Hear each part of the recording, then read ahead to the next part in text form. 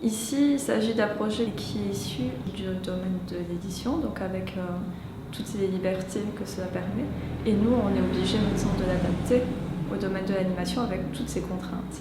Alors en fait, on travaille en équipe beaucoup, donc on discute beaucoup. On a les dessins de Serge qui arrivent, on parle donc des différents épisodes qui arrivent, on se demande comment on va travailler. Après, on propose au Prédec, donc justement, donc c'est les dessins de Serge qu'on prend comme référence et on commence à raconter l'histoire. On discute pour voir si on suit bien les grandes lignes, si on respecte aussi le dessin de Serge, parce que c'est pas toujours évident de rester dans ce style-là.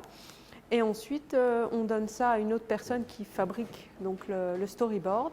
Ensuite, on anime le storyboard avec la bande-son, la bonne bande-son, pour faire une animatique. À ce moment-là, on commence l'animation. Et donc là, on travaille beaucoup tous ensemble, en fait. On parle beaucoup entre les différents domaines.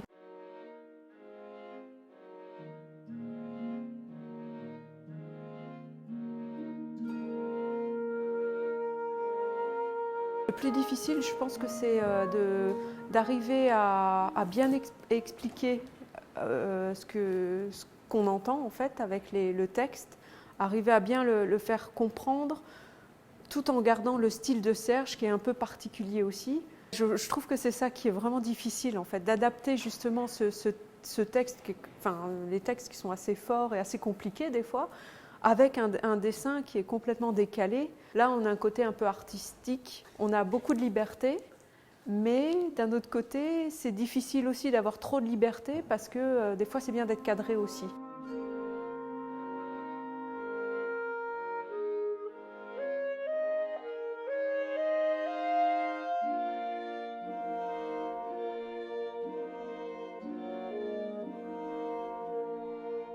Le trait de Serge Bloch est vraiment très intéressant pour l'animation parce que c'est un trait très vivant et il se concentre principalement sur l'essentiel, c'est-à-dire l'émotion, le mouvement. Donc ça correspond vraiment à ce qu'on ferait à l'étape de brouillon en animation, c'est-à-dire le mouvement pur. Ce qui est intéressant aussi, c'est de voir les différentes personnalités des personnages et de les retranscrire en un minimum de lignes et d'éléments visuels. Donc c'est vraiment, encore une fois, le mouvement, des expressions très épurées qui vont devoir retranscrire les émotions les plus fortes. La difficulté du trait de Serge, c'est qu'il est... on a l'impression que c'est dessiné vite comme ça. Mais en fait, c'est pas du tout le cas, c'est très travaillé et si on sort un tout petit peu, on n'est plus au modèle. Parce qu'il y a quand même un modèle derrière ça.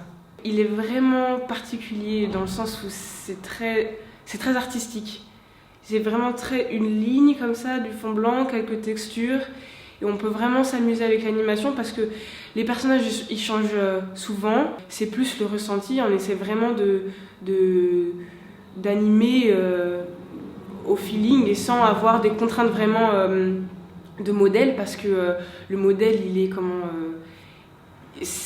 vous voyez c'est spécial quoi. En fait, l'animation c'est pas une image fixe, c'est un ensemble d'images qui doit donner un plan cohérent. Par exemple, pour mettre en place un personnage qui va bouger, on va d'abord faire une sorte de personnage très très brouillon, une silhouette, quelque chose, et on va d'abord tout penser en termes de mouvement. Donc par exemple, si le personnage se lève, on va d'abord le faire assis et ensuite debout. Et après, à partir de là, on va venir retravailler tout ce qui est entre mouvements qui va recréer les intervalles, donc la fluidité du mouvement. Donc les étapes entre, il sera d'abord accroupi, ensuite il va se redresser progressivement. Donc tout ça, c'est un travail donc, de dessin, mais aussi de timing, de savoir combien d'images par seconde il faudra pour que le mouvement aura la bonne durée à l'écran. Après, l'autre difficulté aussi, c'est que là je parle en termes de plan, mais il s'agit de tout un film, donc il faut garder cette cohérence d'une scène à l'autre. Par exemple, d'une scène à l'autre, il faut aussi qu'il y ait une continuité dans les mouvements et dans la logique de narration. Il faut que le personnage, s'il se lève, dans la scène suivante, il ne peut pas être assis, il est debout et il continue ce qu'il est en train de faire. Voilà, donc c'est tout un processus avec une vision globale des choses.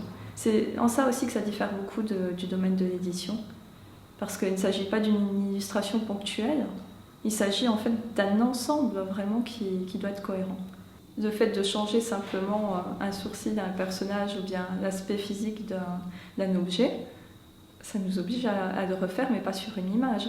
Il y a on va dire 3000 dessins pour un épisode. Donc c'est 3000 dessins à refaire.